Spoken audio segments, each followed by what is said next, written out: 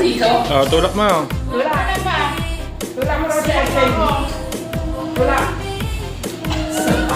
Yan, sige. Lakas kaya mo ito. Wala.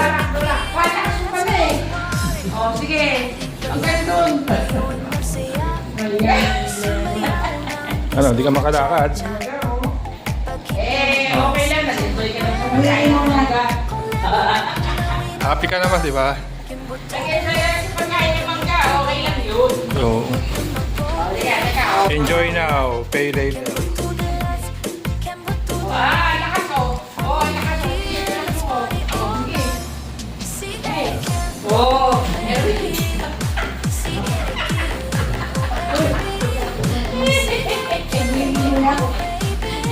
Nakita mo ang basang damit. Ano? Basang damit. Bakit? Hindi na kasi naligo. Gusto mo maligo? Halika, lumublob na saglit.